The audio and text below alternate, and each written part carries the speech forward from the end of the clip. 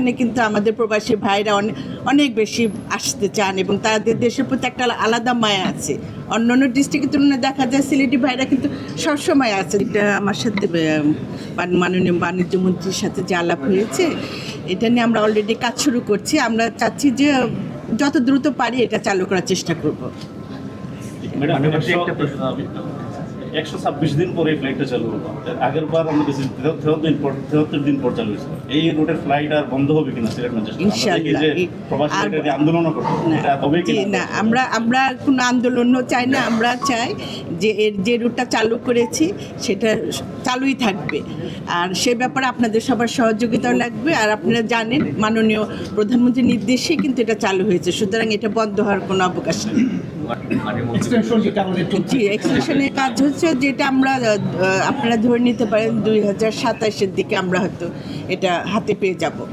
তো বেশি দিন না, কিন্তু একটু তখন আপনাদের এটা ইন্টারন্যাশনালিভাবে এটা আরও ফোকাস হয়ে যাবে।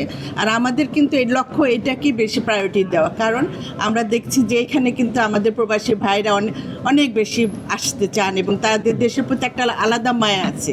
অন্যান্য ডিস্ট্রিক্টের তুলনায় দেখা যায় সিলেটি ভাইরা কিন্তু সবসময় আছে, যেটা আজকে ম্যানচেস্টারের জন্য তারা যেভাবে আমার কাছে আকুতি করেছে, তখন আমার মনে হয়েছে যে না, এটা আমাকে খুলতেই হবে। সেই বেসিসে মাননীয় প্রধানমন্ত্রীর সাথে আলাপ আলোচনা এবং এখানে আমাদের পাশে একজন অ্যাডভাইজার বাণিজ্য মন্ত্রী আছেন, তারা সবাই মিলে এটা আসলে সম্মিলিত প্রচেষ্টা, একা তো কোনোটা হয় না। আমাদের টিমে আমরা সবাই সম্মিলিতভাবে প্রচেষ্টা করে আজকে এই জায়গায় এসেছি। আমরা এটা আমি যখন লন্ডনে গিয়েছিলাম তখনও এটাই শুনেছি। এটা নিয়ে কিন্তু অলরেডি আমরা কাজ করছি। আর বিশেষ করে যারা আমাদের রেমিটেন্স যোদ্ধা যারা আছেন, যারা আসেন, আমরা চাচ্ছি তাদের একটু বেশি প্রায়োরিটি দিয়ে তাদের ভাড়াটা যেন আরও কমানো যায়, সেদিকে আমরা কাজ করছি। ইনশাল্লাহ এটা আমরা অচিরে শুরু করব।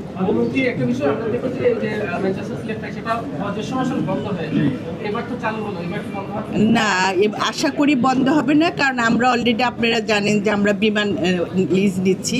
বিমান এয়ারক্রাফট যখন চলে আসবে তখন আর এটা বন্ধ হওয়ার সম্ভাবনা নেই। এইভাবে আমরা কাজ করছি যাতে আর বন্ধ না হয়। জি,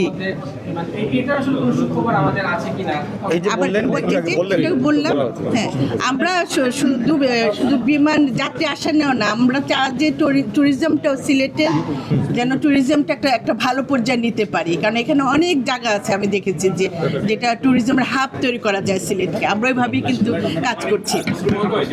জানার ছিল সেটা হচ্ছে যে আমরা দেখলাম যে যত সময় যাচ্ছে মধ্যবিত্ত নাগালে আসলে বিমানের টিকিট চলে যাচ্ছে, যেমন সিলেট টু ঢাকা বা ঢাকা সিলেট যে রুটটা খুবই জনপ্রিয়, কিন্তু আমরা দেখলাম যে 10,000 12,000 পর্যন্ত প্রাইসিং চলে যাচ্ছে।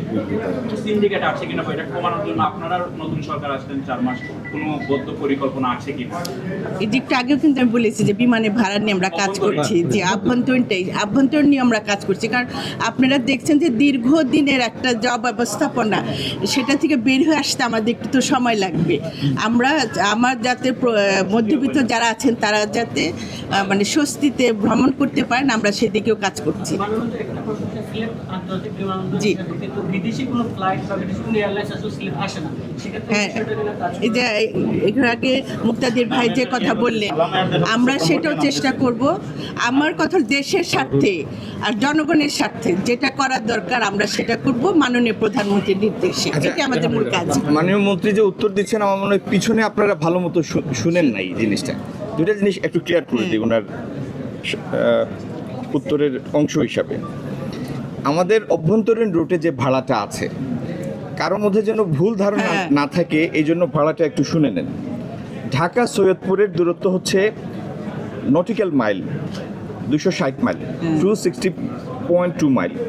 সেখানে সর্বনিম্ন ভাড়া 5,500, সর্বোচ্চ 11,750 টাকা। Dhaka Rajshahi nautical mile 192.6 mile, সেখানে 5,750 থেকে 10,750। ঢাকা সিলেট 193 নটিক্যাল মাইল, সেখানে 5,750 থেকে 11,250। আর ঢাকা চিটাগং 228.5 নটিক্যাল মাইল, 5,250 থেকে 11,250। অনেকের মনে হতে পারে যে সিলেট ডিসপ্রপোর্শনেটলি হাই, ব্যাপারটা সেরকম না। আপনি বলতে পারেন যে সব জায়গাতে হাই অথবা লো, আপনার যা ইচ্ছা বলতে পারেন, কিন্তু সিলেটের জন্য আলাদা হাই বা লো না। আমাদের অনুরোধ থাকবে সবার জন্য এটা আরো কিভাবে সাশ্রয়ী করবেন, আপনার কাছে সে অনুরোধ থাকবে। বিমানের অবস্থান দেখে যতটুকু সাশ্রয় করা যায় সেটা আমরা চেষ্টা করি। বাণিজ্য মন্ত্রী, আমি একটু পিছনে